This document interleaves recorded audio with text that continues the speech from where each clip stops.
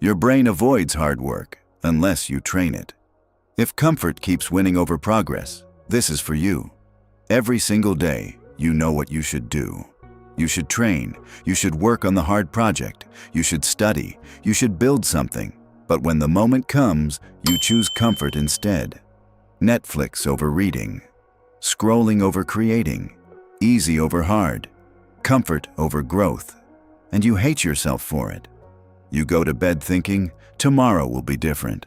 Tomorrow I'll do the hard things. But tomorrow comes, and the same thing happens. The alarm goes off for your early workout. You hit snooze. You sit down to work on your important project. You open social media instead. You plan to have a productive evening. You end up watching TV for 3 hours. And the cycle repeats, day after day, week after week. You're stuck in a pattern, and you don't know how to break it. I'm Mr. Reed, and this is the Standard Project. But in the next 18 minutes, I'm going to show you exactly how to rewire your brain so that hard work becomes what you crave, not what you avoid. Follow me. You're fighting biology instead of rewiring it. Here's what's actually happening. Your brain is designed to seek pleasure and avoid pain. That's not a character flaw, that's evolution. For thousands of years, this system kept humans alive. Conserve energy, avoid danger, seek comfort, survive. But in the modern world, this ancient wiring is destroying your potential because your brain still categorizes hard work as pain and comfort as pleasure. Hard work equals pain, comfort equals pleasure. So your brain will always default to comfort unless you intervene. Dr. Andrew Huberman's research at Stanford shows that your brain releases dopamine in anticipation of reward. Dopamine is the motivation molecule. It's what makes you want to do something. Right now, your brain releases dopamine when you think about checking your phone, eating junk food, watching entertainment, staying in bed, anything easy and comfortable. It does not release dopamine when you think about going to the gym, working on your hard project, having a difficult conversation, learning a new skill, anything hard and uncomfortable. So when you try to force yourself to do hard work, you're fighting against your own reward system. You're using willpower to override biology, and willpower always loses eventually. This is why motivation fades. This is why discipline is so hard. This is why you keep choosing comfort. You're not weak. You're just using the wrong strategy. Most people try to muscle through with discipline and willpower, but there's a better way. You can rewire the association. You can train your brain to release dopamine for hard work instead of comfort. Neuroscience research shows that your brain is plastic. It changes based on your behavior. The pathways you use get stronger. The pathways you don't use get weaker. Right now, your comfort pathways are superhighways. Your hard work pathways are dirt roads. But you can reverse that, and in the next 10 minutes, I'm going to show you exactly how. The system I'm about to teach you has 3 parts. 1. Dopamine timing. 2. Delayed gratification. 3. Pain implying pride association. Together, these 3 mechanisms rewire your brain to crave hard work. Let me break down each one. Part 1. Dopamine timing. Stop rewarding yourself before you work. This is the mistake almost everyone makes. They reward themselves before working, not after. Think about your typical work session. You make coffee before you start working. You put on your favorite music, you get your workspace just right. Comfortable chair, perfect lighting, ideal temperature. You're trying to make the work environment pleasurable so you'll want to work. But this trains your brain backwards. When you reward yourself before working, you teach your brain that comfort comes first and work comes second. Dr. Wolfram Schultz's research on dopamine shows that your brain releases dopamine based on prediction. If reward comes before effort, your brain learns. Comfort implies work. So it starts craving the comfort, not the work. But if reward comes after effort, your brain learns work implies reward. And it starts craving the work because work predicts reward. You need to reverse the order. Wrong sequence.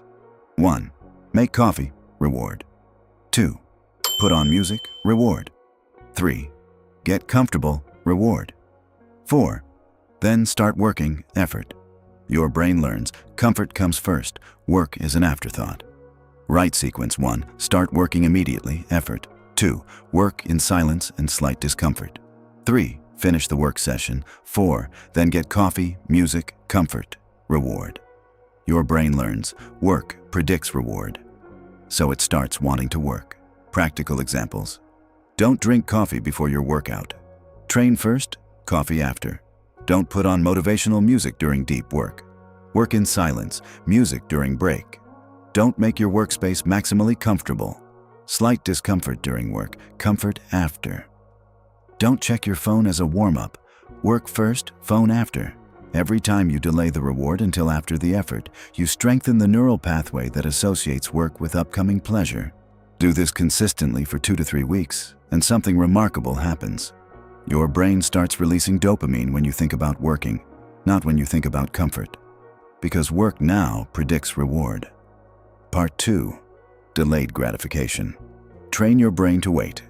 Every time you give in to instant gratification, you weaken your ability to delay gratification. Every time you delay reward, you strengthen it. The famous Stanford marshmallow experiment is well known. Researchers gave children 1 marshmallow and told them, if you can wait 15 minutes without eating it, you'll get 2 marshmallows. Some kids waited, some didn't. The researchers tracked these kids for decades.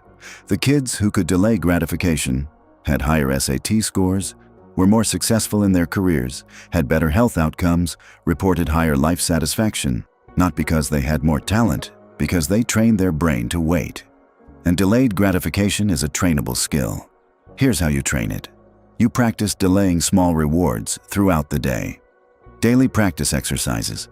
Want to check your phone? Wait 10 minutes, set a timer, then you can check. Hungry? Delay eating for 30 minutes. You'll still eat, just later. Want to watch something? Work first for 20 minutes, then watch. Craving a snack? Wait until your next meal. Want to scroll social media? Delay 15 minutes. The delay doesn't even have to be long. 10 minutes is enough, because you're not training yourself to never have the thing. You're training yourself to wait. And every time you successfully wait, you build the neural pathway for delayed gratification. Dr. Roy Baumeister's research shows that self-control works like a muscle. The more you practice it, the stronger it gets. But most people never practice. They give in to every impulse immediately. So their delayed gratification muscle atrophies. Start practicing delays, small ones at first, then longer ones. Within a month, waiting becomes easier. Within 3 months, it becomes automatic. And when you can delay gratification, hard work becomes possible, because hard work is just delayed gratification. Part 3. Pain to pride. Association. Reframe suffering as signal. Right now, when something is hard, your brain interprets it as, this is bad, this is pain. Avoid this. You need to rewire that interpretation to, this is good, this is growth, seek this. This is the final piece of the puzzle, and it's the most powerful. Because when you associate pain with pride instead of punishment, hard work starts to feel good. Dr. Carol Dweck's research on growth mindset shows that people who view challenges as opportunities for growth perform better than people who view challenges as threats. The difference isn't in ability, it's in interpretation. When you see hard work as a threat, your brain activates stress responses. When you see hard work as growth, your brain activates reward responses. Same work, different interpretation, different neurochemistry. How to create the pain to pride association. When you do something hard, immediately acknowledge it. Not with external reward, with internal recognition. The moment you finish a hard workout, you say to yourself, that was hard, I did it anyway, I'm becoming stronger. The moment you complete a difficult work session, that took discipline, I pushed through, I'm building capacity. The moment you have a hard conversation you've been avoiding, that was uncomfortable, I did it anyway, I'm becoming courageous. This creates a neural pathway between pain and pride. Every time you do something hard and immediately acknowledge it, you strengthen that pathway.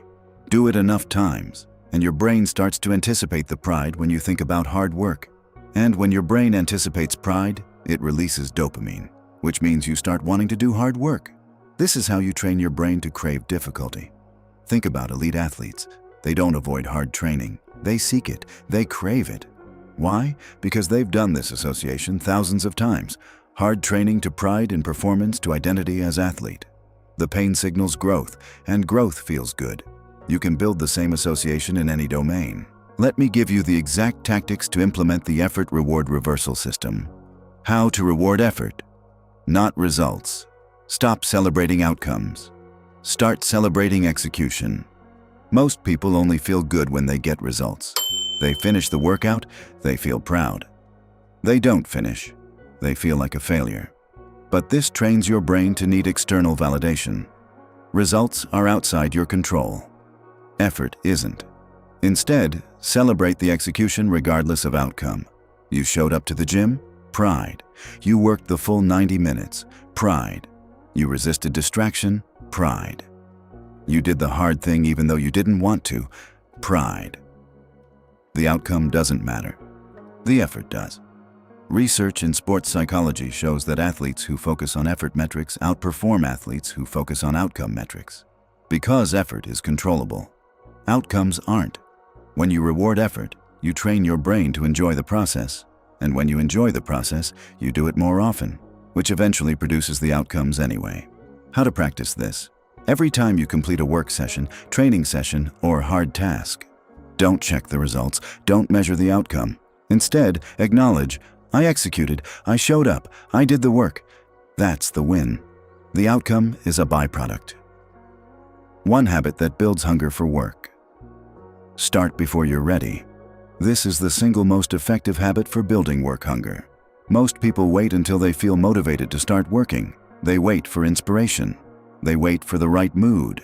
They wait for perfect conditions. And while they're waiting, they scroll, they procrastinate, they do anything but the work. But motivation doesn't create action. Action creates motivation. Dr. B.J. Fogg's research shows that the hardest part of any task is starting.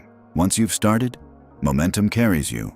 But getting started requires overcoming activation energy.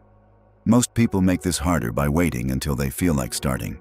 Instead, start before you feel ready. The moment you think I should work on this, you start. Not in 5 minutes, not after you check something. Right now, don't wait for the right mood, perfect conditions, inspiration to strike, motivation to appear. Just start. Messy, imperfect, unmotivated, start anyway. Your brain will resist. That's the point. The resistance is the training. Every time you start despite resistance, you weaken the resistance pathway. Every time you wait for readiness, you strengthen the procrastination pathway. After 2 to 3 weeks of starting before you're ready, the resistance decreases. Starting becomes easier. Work becomes the default instead of avoidance. This is how you build hunger for work. You train your brain that work happens immediately, not eventually.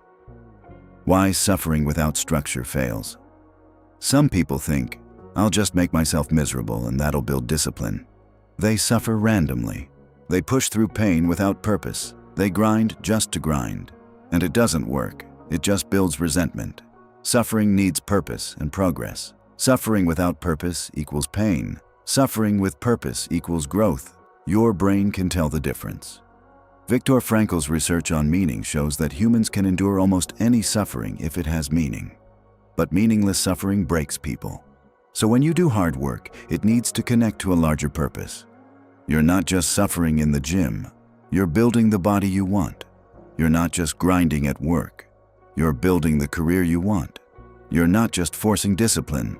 You're becoming the person you want to be. The structure matters. 1.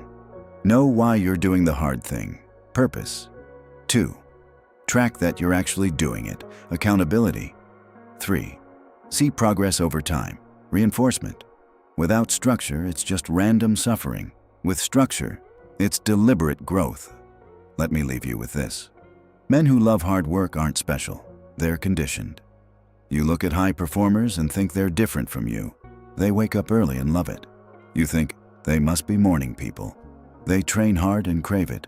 You think they must love working out. They work long hours and thrive. You think they must have insane discipline. But that's not true. They're not born different. They're wired different. And wiring is changeable. They trained their brain to associate hard work with reward.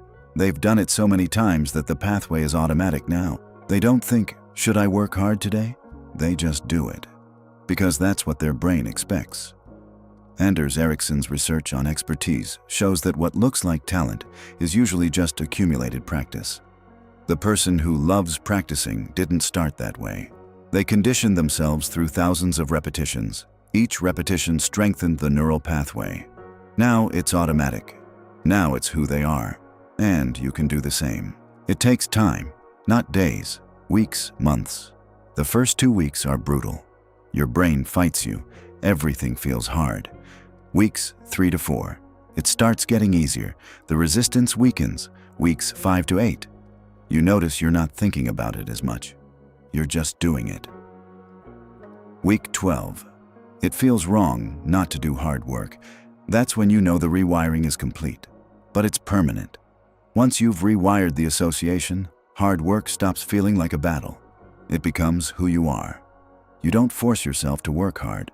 You just do. Because that's what you do. The person you are today struggles with hard work.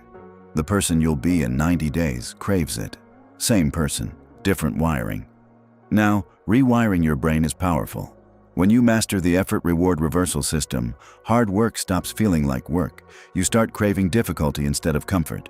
You seek challenges instead of avoiding them. This is the foundation. But there's more to the system. Rewiring your brain teaches you to crave hard work. But you also need a daily structure that protects your energy, a system that works when motivation is zero, a framework that sustains discipline long-term. Because loving hard work is step 1. Building a life around that work, that requires a complete discipline blueprint. If you want a full discipline blueprint built on this, watch the next video.